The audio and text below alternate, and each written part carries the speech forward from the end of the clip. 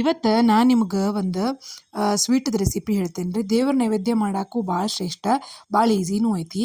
ಮೊದಲ ಒಂದು ಕಪ್ ಹೆಸರು ಬ್ಯಾಳೆ ತೊಗೋರಿ, ಅದನ್ನು 1 ಟೀ ಸ್ಪೂನಷ್ಟು ತುಪ್ಪ ಹಾಕ್ಕೊಂಡು ಫ್ರೈ ಮಾಡ್ಕೊರಿ. ಲೈಟಾಗಿ ಫ್ರೈ ಆಗ್ಬೇಕು ರೀ, ಡೀಪ್ ಫ್ರೈ ಆಗಬಾರ್ದು.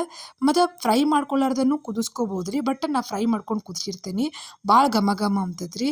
ಇನ್ನು ಕುದಿಸೋವಾಗ ಲಕ್ಷ ಇರಲಿ ನಿಮ್ಗೆ, 2 ವಿಸಿಲ್ ಅಷ್ಟೇ ಕೂಗಿಸ್ರಿ, ಯಾಕಂದ್ರೆ ಭಾಳ ಜಲ್ದಿ ಕುದಿತೈತಿದೆ, ಅದ್ರ ಸಲುವಾಗಿ. ಇನ್ನು 1 ಕಪ್ ನೀವು ಹೆಸರು ಬೇಳೆ ತೊಗೊಂಡ್ರಲ್ಲ, 1 ಕಪ್ ಅಷ್ಟು ನೀವೇನು ಮಾಡಿರಿ ಅಂದ್ರೆ ಬೆಲ್ಲ ತೊಗೋರಿ, ಅದನ್ನು ಕುದಿಯಾಕಿಡ್ರಿ.